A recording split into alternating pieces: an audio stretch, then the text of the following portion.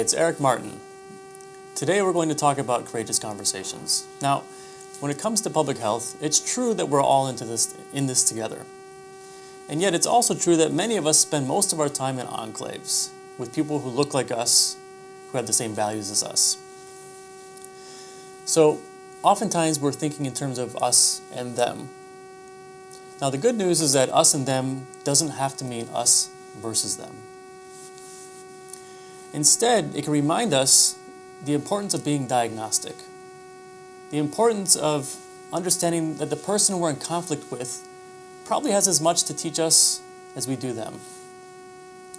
So this technique, this conversational technique of courageous conversations, is a way to surface conflict in a way that generates new learning, new possibilities, and builds relationship. This is an important concept. A lot of people think of courageous conversations as saying the hard stuff, giving people the bad news, often at the expense of the relationship. Other people avoid conflict at any cost and would rather avoid the hard issues to preserve the relationship. So with courageous conversations, we're asking you to do both, to surface the conflict, but to build and preserve the relationship. Now, there are 4 phases of a courageous conversation.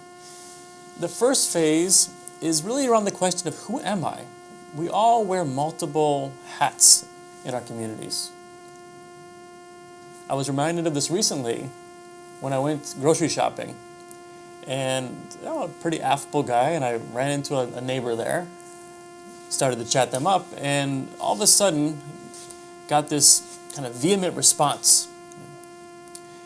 What are you doing with merging services between our 2 towns? And I realized in that moment that what the neighbor was referring to was the other hat that I wear.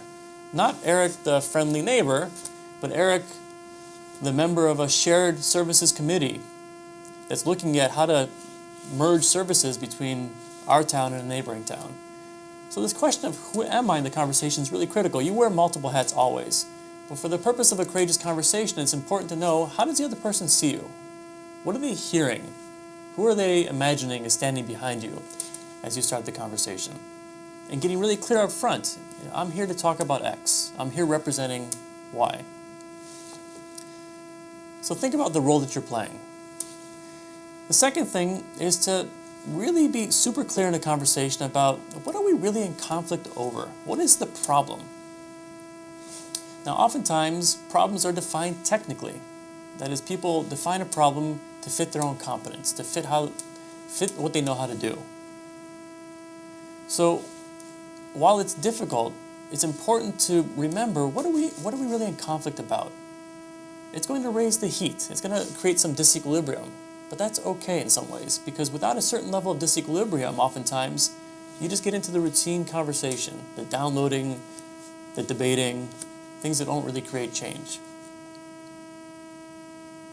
I remember recently it was brought to my attention that my mother was on Facebook, and she was posting videos that had to do with the healthcare debate that were quite inflammatory, in my view. And, at the time I thought it must have been an accident. She wasn't a political person, and I didn't even know she knew how to use Facebook, so I called her up, and in a quite technical way, I said to her, well, listen, Mom, I can help you take down those videos. I don't know how they got posted, but clearly it's not something that you would do. And I found out, no, actually it was. It was something that she intended to do, and she was quite adamant about her point of view. Now, normally I might kind of run away from that conversation, to be honest. Not a conversation I was ready to have. But in that case, I really felt like there was an important difference of opinion here that had less to do about the beliefs around healthcare and more to do with my mother's safety. In fact, I was afraid that people might see the things that she was saying and posting. So I demanded she take them down. I offered all these technical ways to do that. But I realized through the course of the conversation that there was a more fundamental disagreement here. And I realized that through being curious about what was behind this? What was behind her, what was the motive behind her posting these things? And I realized there was a lot I didn't know. And so this third phase of courageous conversations involves asking questions, being diagnostic, being curious about the values and the loyalties and the losses at risk for the person. And what I realized was that my mother, after my father passed away, was quite lonely, to be honest, and she had friends in the community, in the church, and elsewhere who were really important to her. And in some ways, maintaining those relationships with those people was just as important as some of the views that were being expressed. I had lost sight of this. I don't think I quite realized the depth of the relationships that she had with these folks.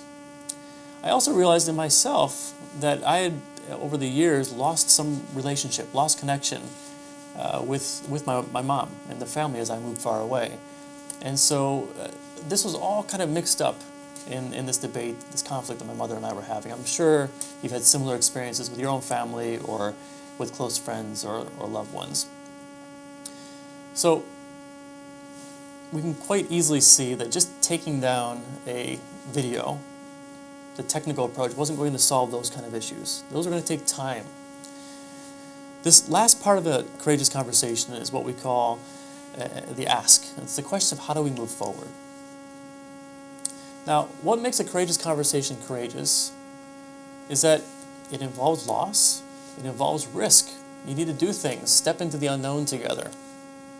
And oftentimes it requires a change and adaptation on your part as well. So, being very clear about what are we asking of each other? What's the action? Not just the technical action that we know how to do, but an action that would help us learn more, if not about the solution, at least about the nature of the problem.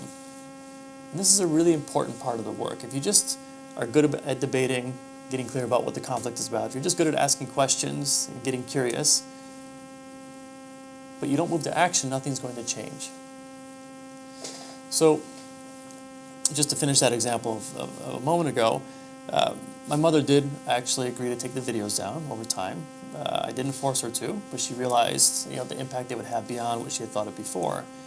But we also realized that this relationship of ours had kind of frayed over time. And so part of the ask on both of our parts was to spend more time with each other, which with a family of my own and 3 children is a hard thing to do. Oftentimes to create the space over summer vacation and weekends to not just go next door, but to travel a good long distance away, about 800 miles, to be together. But it's a choice that we want to make together. Not sure what's going to happen from this, but we realize that the challenge, the adaptive challenge in front of us, involves that kind of risk, that kind of work together, and the learning that results. I don't know where that's going to go, but that's the path that we're on. So you can imagine, just given the example that I've used, and thinking about the kinds of courageous conversations you want to have in your own community, in your own organization, that these things take time.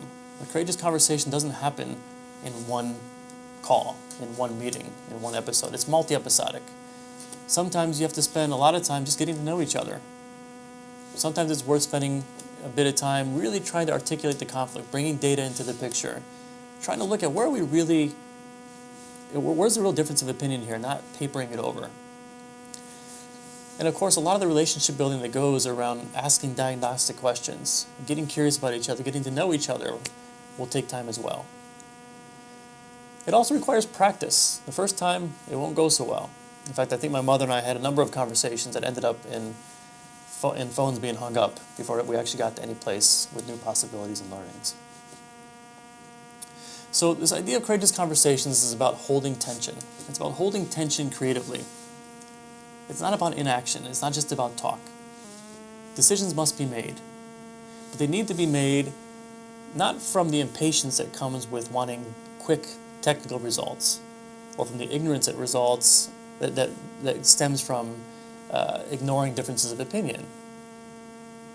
So it takes time, it requires decision-making and action, and it requires a genuine curiosity about each other. Not parroting back what people want you to hear, but asking genuine, authentic questions. And in learning more about each other, it makes it that much less possible that we can't work with each other as we move forward on the adaptive work. Thank you for your time today. I look forward to continuing the conversation.